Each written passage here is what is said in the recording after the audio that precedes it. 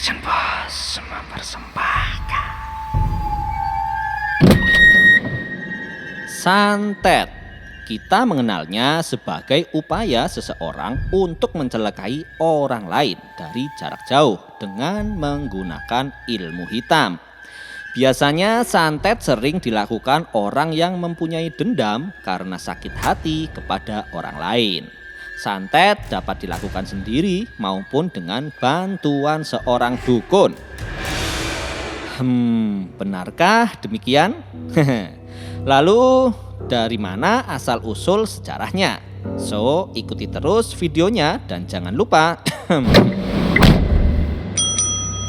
beberapa sumber menyebutkan santet ini sudah ada loh sejak zaman para nabi. Sementara di Indonesia, fenomena santet ini sudah akrab saat masa kerajaan Kediri.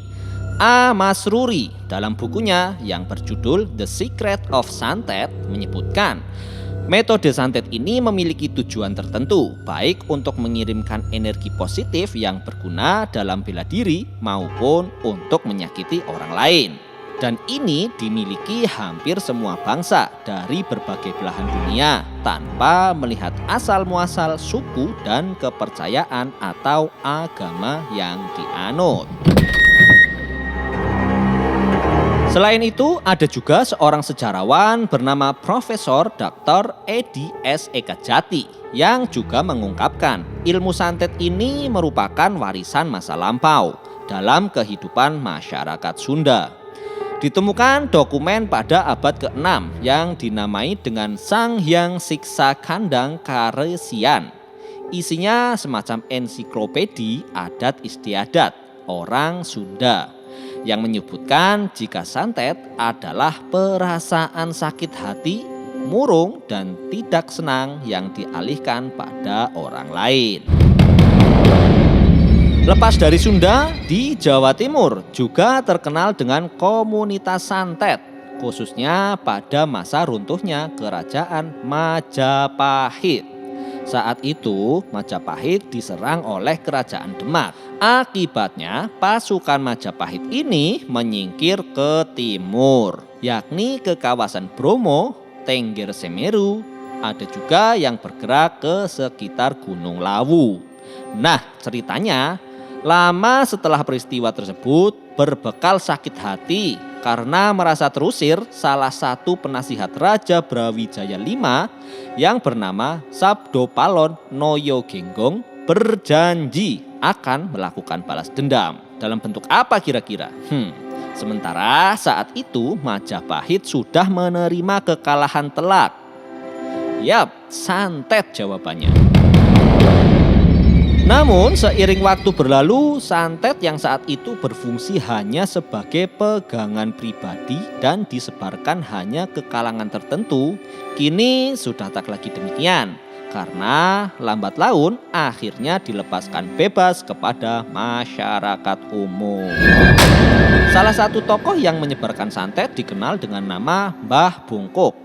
Ia terkenal sebagai seorang tabib yang sakti dan disegani istana saat itu. Nah, netis, selain itu ada juga loh pendapat yang cukup kontroversial yang menyebutkan bahwa santet adalah ilmu yang awalnya ditujukan untuk kebaikan. Pendapat ini datangnya dari Kiai Haji M.H. Ainun Najib atau yang sering disapa Cak Nun. Beliau bercerita bahwa dulu pada zaman Patih Gajah Mada yang mendukung Raja Hayam Wuruk, kala itu sedang berperang, menginvasi daerah-daerah, bahkan konon sampai ke luar negeri loh. Nah, yang namanya perang ada satu komponen yang tidak kalah penting dari senjata, yaitu logistik. Namun untuk mengirimkan logistik untuk ribuan tentara tentu saja akan memakan waktu dan biaya. Nah, saat itulah tercipta ilmu yang bisa mengirimkan benda dari jarak yang sangat jauh. Jadi tanpa harus mengirimkan beras bertonton pakai kereta kuda, makanan langsung dikirim ke perut ribuan prajurit. Hehehe, luar biasa. But ya, terlepas benar atau tidak, tapi gagasan seperti ini emang cukup cerdik sih. Hehehe. Bayangkan aja kalau ilmu semacam itu dikombinasikan dengan teknologi modern saat ini. Bisa diaplikasikan di dunia medis kayak untuk memasukkan obat-obatan, mungkin infus tanpa jarum suntik. Pokoknya yang berkaitan dengan memasukkan sesuatu ke dalam benda atau mengeluarkannya. Operasi mungkin juga. Gimana? Kan mantep banget. Hehehe. Namun ya, namanya murid yang tentunya keilmuan rohaninya tidak sedalam gurunya. Saat itu banyak dari prajurit yang menyalahgunakan ilmu tersebut, yaitu untuk mengirim benda-benda lain seperti beling, paku, dan benda-benda aneh lainnya. Ya, begitulah kira-kira seputar asal muasal santet. See you di next video.